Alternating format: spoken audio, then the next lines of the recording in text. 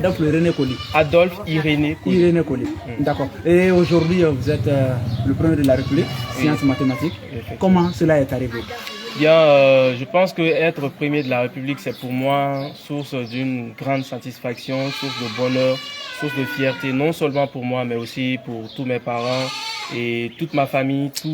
Je représente ici une fierté, donc cela c'est pour moi un grand honneur, donc c'est pour moi ici un grand bonheur.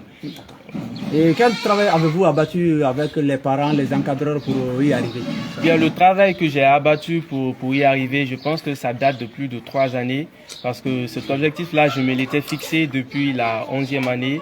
Et depuis la 11e année, j'ai toujours rêvé d'atteindre cet objectif, donc j'ai toujours travaillé pour l'atteindre avec les parents, bien sûr, l'encadrement, les encouragements et surtout le soutien, que ce soit financier, moral et tout ceci. Et aussi, j'ai fréquenté dans une école qui était pas trop proche de la maison, donc ça générait ici beaucoup trop de dépenses financières.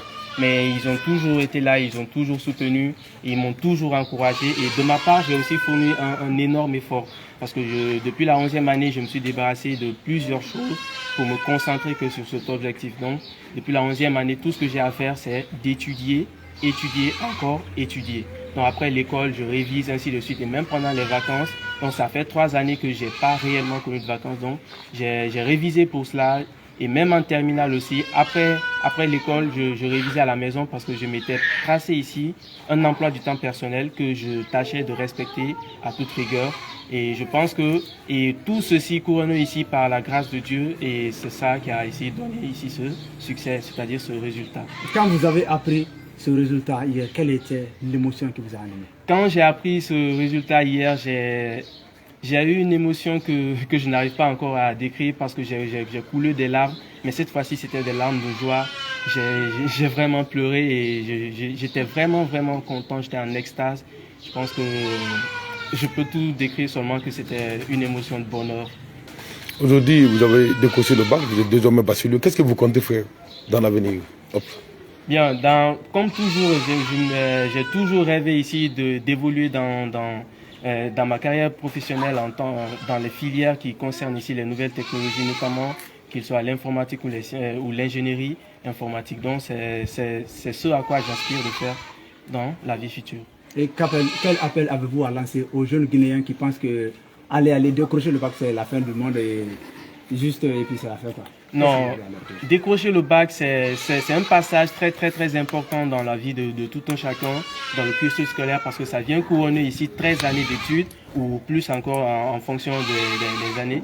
Mais je pense que ce n'est pas aussi la fin du monde, parce qu'après le bac, il faut continuer à se performer. Bien sûr que c'est un acquis, mais il ne faut pas se limiter là, il faut toujours continuer à viser plus haut, continuer à mettre la barre plus haute et travailler encore plus pour s'améliorer. Parce qu'il ne faut pas se limiter à avoir le bac, ce n'est pas la fin du monde, ce n'est pas une fin en soi. Donc il faut essayer encore plus davantage de progresser et d'évoluer, que ce soit à l'université, les études universitaires, et bien sûr après cela, dans une carrière professionnelle qui puisse ici porter fruit. Un message à l'endroit de ceux-là qui ont échoué, qui pensent que peut-être que c'est la fin du monde aussi. Voilà, pour ceux aussi qui ont échoué, ce n'est pas aussi la fin du monde. Parce que l'échec ici, c'est un passage obligé dans la vie de tout un chacun. Tout le monde ici, nous connaissons des échecs. Même moi, dans ma vie, j'ai toujours connu des échecs. Mais cela ne doit pas être ici un frein à votre évolution. Parce que l'échec ne vient pas ici pour vous déstabiliser, mais l'échec vient ici pour vous donner une leçon. Et la douleur de l'échec ne vous quittera pas tant que vous n'aurez pas appris la leçon.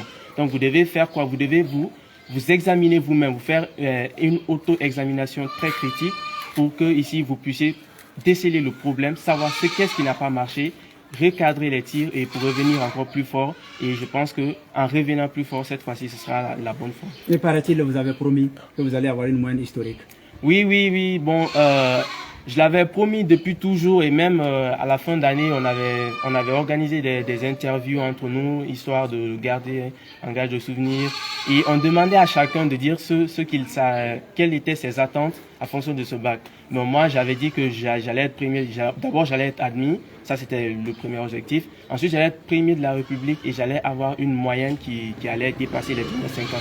Bien sûr que je n'ai pas dépassé du 9,50 de moyenne, mais je pense que la moyenne que j'ai atteinte, elle est suffisamment grande et elle est tout aussi historique comme je l'aurais voulu.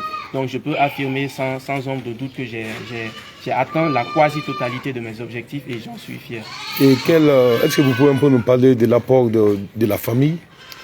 C'est ce que j'ai commencé par dire. L'apport de la famille a été ici incommensurable parce que, je vous l'ai dit, j'étudiais dans une école qui était très éloignée, une école privée, donc ça veut dire qu'il y a des frais et aussi il y a des transports, ainsi de suite. Et quand je tombais malade, à chaque fois que je tombais malade, on faisait tout pour que je ne puisse pas manquer de cours.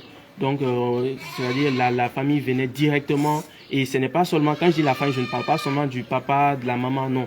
Il y a aussi mes sœurs, mes frères, mes beaux-frères et tout ceci. Et aussi certains de mes amis proches qui m'ont beaucoup plus aidé parce qu'on ne se fait pas tout seul. Comme on le dit chez nous en Afrique ici, un seul arbre ne fait pas la forêt. Donc on ne peut pas se faire tout seul.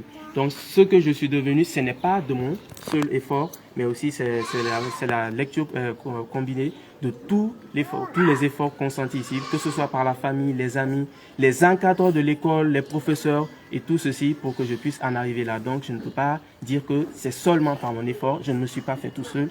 Il y a aussi derrière tout cela du grand travail qui a été abattu par plusieurs personnes et envers lesquelles je suis vraiment reconnaissant et j'aimerais exprimer ma gratitude. Merci. Quelle a été ta clé de réussite?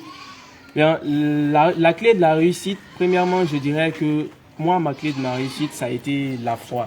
Parce que j'ai toujours eu la foi que j'allais accomplir de grandes choses. Même si dans le passé, je n'ai pas pu faire de grandes choses. Mais aujourd'hui, toutes les fois où je n'ai pas pu atteindre mes objectifs, toutes ces fois sont effacées par aujourd'hui, cette fois. Donc, j'ai eu la foi en Dieu. J'ai mis ma foi en Dieu. J'ai dit que oui, je peux le faire. Et j'ai aussi eu confiance en moi. Et cela aussi, ça s'est accru lorsque j'ai eu autour de moi, c'est-à-dire un environnement des gens, des proches, de la famille qui ont toujours eu confiance en moi. À chaque fois, ils me disaient oui, tu peux le faire, tu peux le faire.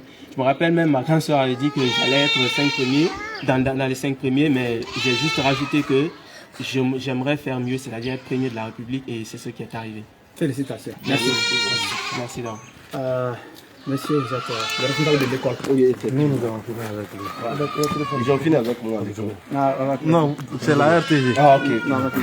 Oui. Oui.